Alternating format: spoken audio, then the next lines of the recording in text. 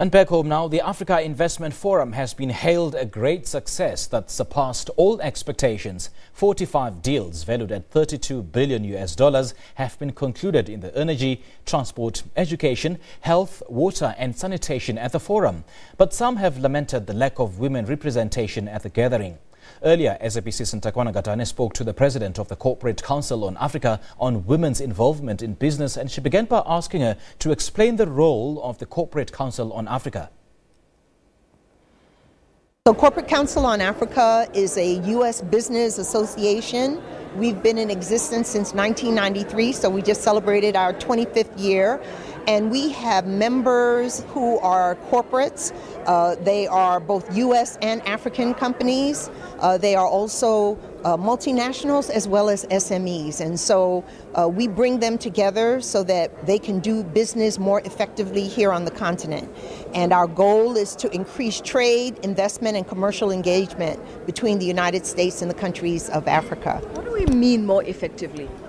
Well, more effectively means that there are lots and lots of opportunities here on the continent. There are many businesses from all over the world that are here. You know, people talk about China all the time, but truthfully, I've traveled all over Africa, and you see everybody there. Europeans here, Brazilians, Indians, Malaysians, etc., Canadians, they're all here as well. So what we're trying to do is to help American companies to more effectively participate in the opportunities here.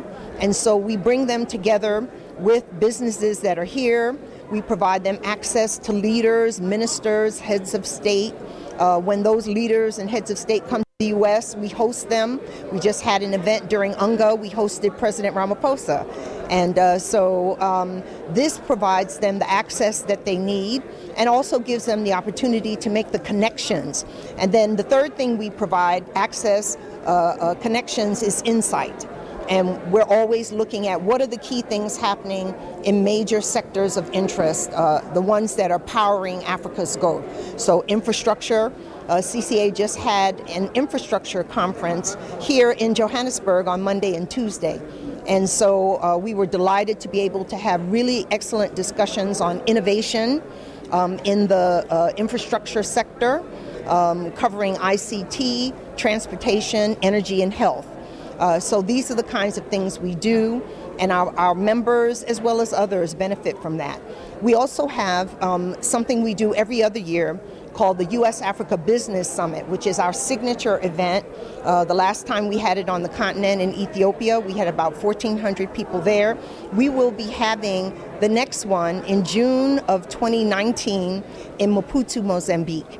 So we're excited about that, and we're hoping that we'll get lots of companies, CEOs, heads of state, ministers, and businesses generally to come out and be a part of CCA's U.S.-Africa Business Summit in 2019. One of the main concerns here that some people have expressed is the participation of women. I mean, when we looked at the panel of the presidents of the banks that are here, it was only men. And the heads of state, of course, came, and there was only one woman. Mm-hmm. And we have seen people like yourselves also. But there is that concern that women are still sort of out of the mainstream of trade and economics on the continent. What is your impression in the dealings that you've had? Well, so my experience has been that, you know, I've had the privilege of working on the continent, promoting trade and investment for a long time, so even before I was the president of CCA.